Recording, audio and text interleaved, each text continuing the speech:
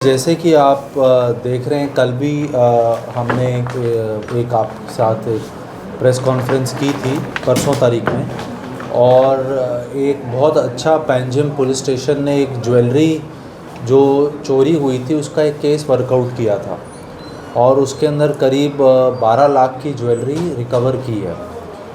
और इसी तरीके से जो पैंजिम पुलिस स्टेशन का जो फोकस है ऑन ये जो घर तोड़ के चोरी कर रहे हैं, इस पे कॉन्टीन्यूस चल रहा है। और इसके अंदर एक मेजर इनको सक्सेस मिला है।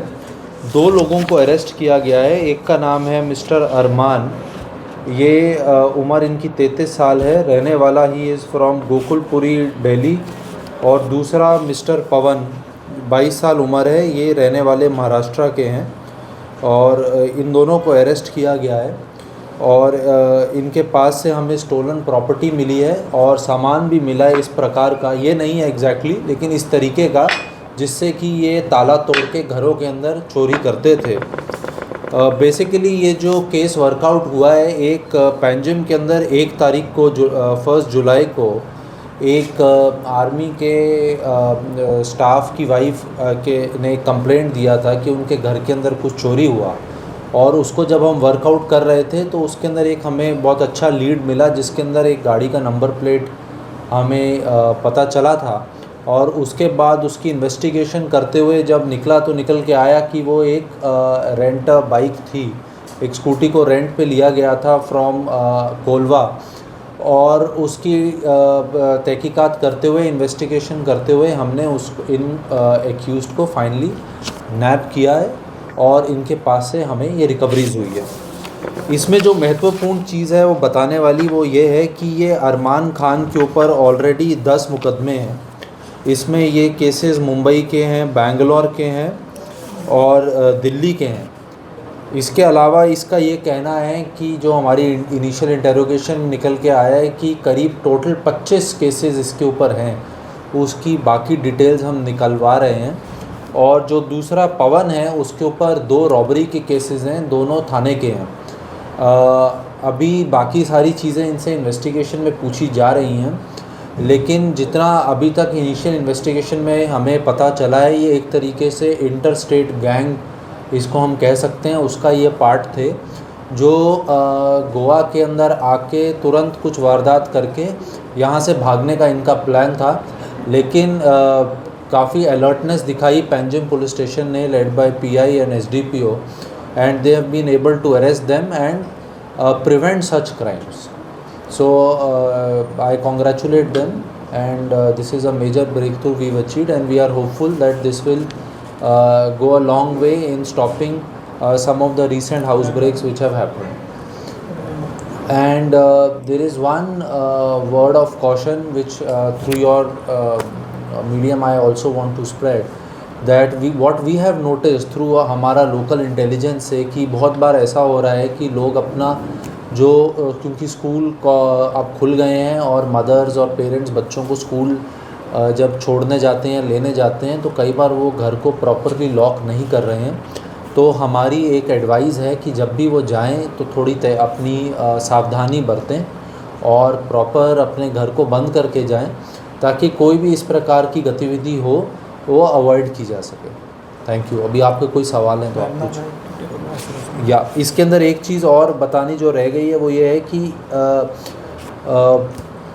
इनके पास से जो हमारे यहाँ उन्होंने पैंजिम में 1 तारीख को ये वारदात की, उसके बाद अगले दिन सुबह इन्होंने वरना पुलिस स्टेशन के एरिया के अंदर भी एक चोरी की थी और वो भी हमने वर्कआउट कर दी है। उसके पास से करीब 3 लाख रुपए का सामान रिकवर हुआ है। ये रिकवरी के सामान अभी इसकी पिक्चर्स आपको हम आपके साथ शेयर कर लेंगे।